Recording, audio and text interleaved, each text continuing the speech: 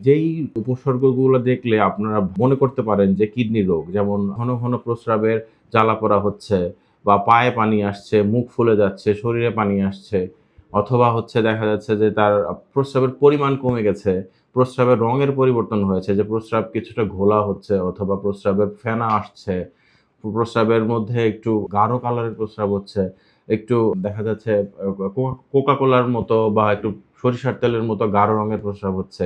এই সিম্পটম গুলো দেখলে আপনারা কিডনির ডাক্তারের সাথে যোগাযোগ করবেন।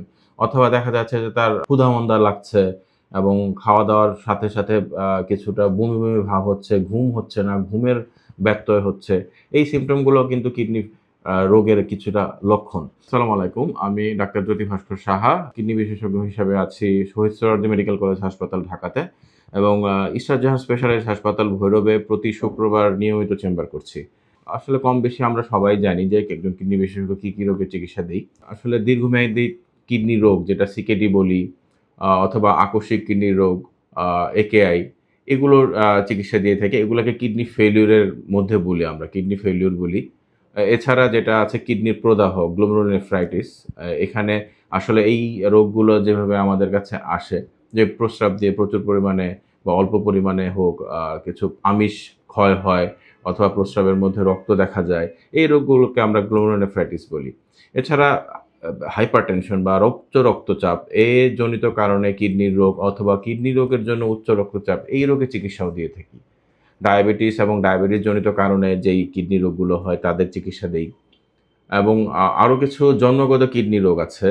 যেমন পলিসিস্টিক কিডনি ডিজিজ। এই রোগ তাদের বংশগতভাবে তারা রোগগুলো তাদের পিতামাতা অথবা তাদের পূর্বপুরুষের কাছ থেকে এই রোগগুলো পেয়ে থাকে।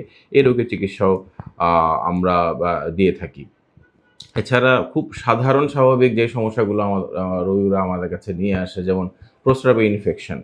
প্রস্রাবের যে ইনফেকশন, যেমন প্রস্রাবে জ্বালা-পোড়া, তলপেট ব্যথা, এবং কোনো, কোনো ক্ষেত্রে খুব আরো গুরুতর অবস্থায় যখন যায়, যে পাইলোনেফ্রাইটিস নিয়ে আসে, যে তার মাজা ব্যথা, মাজার দিকে প্রস্রাবের ইনফেকশনটা যখন আরো উপরের দিকে উঠে যায়, মাজার দিকে কিডনি পর্যন্ত পৌঁছে যায়, সেটা পাইলোনেফ্রাইটিস বলে, সেই রোগীরাও আমাদের কাছে আসে।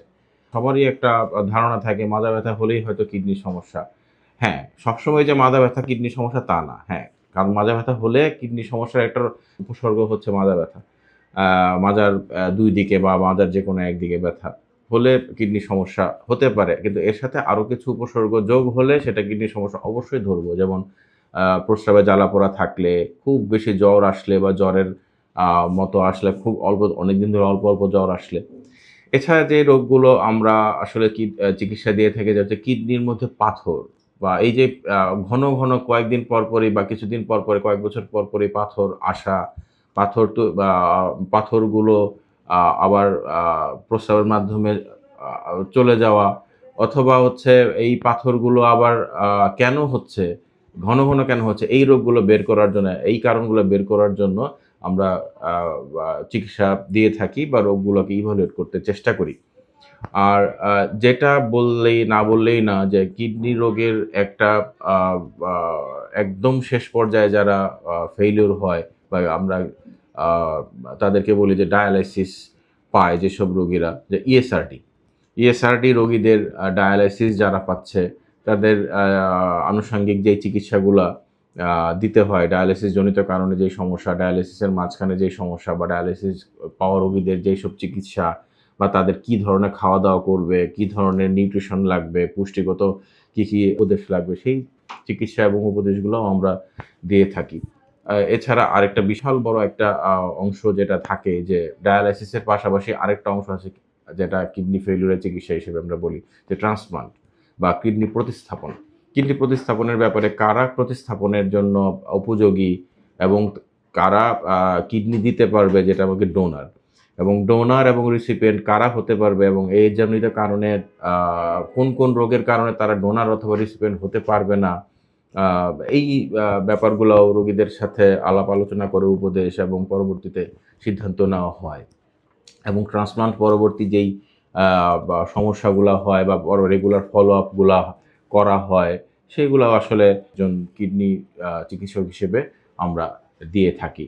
এবং আরেকটা ব্যাপার হচ্ছে, আপনি বিভিন্ন রোগের চিকিৎসা করছেন অনেক ডাক্তারের কাছে, এবং কোন সময় আপনাকে কিডনির ডাক্তারের কাছে আসতে হবে এটা আসলে পরামর্শ অনুযায়ী অবশ্যই জেনে নিতে হবে। যেমন আপনি হয়তো হাইপারটেনশন আছে, এবং কোন সময় আপনার ডায়াবেটিস আছে, কোন সময় আপনার কোন পর্যায়ে আপনার গেলে কিডনির রোগের অবস্থা যে পর্যায়ে গেলে আপনাকে ডাক্তারের কাছে আসতে হবে, সেটা আপনার আ যার কাছে আপনি চিকিৎসা নিচ্ছেন তার পরামর্শ অনুযায়ী অবশ্যই কিডনি ডাক্তারের কাছে এসে উপস্থিত হবেন। আসলে কিডনির চিকিৎসা শুধু আ ওষুধ বা অন্য কোনো ওষুধের পাশাপাশি যেই জিনিসগুলা খুব বেশি দরকার সেটা হচ্ছে কিডনির রোগীদের খাওয়া-দাওয়ার কিছু পরামর্শ আছে। এই পরামর্শগুলো খুব ইম্পোর্টেন্ট। ওষুধের পাশাপাশি এই পরামর্শগুলার খুব ইম্পোর্টেন্ট দেখেই আসলে কিডনি চিকিৎসাটাকে একটা পুরাবর্তী পর পর মানে পুরোপুরি একটা প্যাকেজের মধ্যে আমরা চিন্তা করি যে খাওয়া-দাওয়া, চিকিৎসা এবং পরবর্তী পরামর্শ। এবং আশা করি আ এই যে আমরা পরামর্শগুলো দেই, চিকিৎসাগুলো দেই, এতে কিডনি রোগীরা কিছুটা হলেও আ ভালো থাকবেন, এবং পরবর্তীতে আরো যেন কিডনি রোগকে প্রতিরোধ করা যায় সে ব্যবস্থা নেওয়া যাবে। জি, ধন্যবাদ।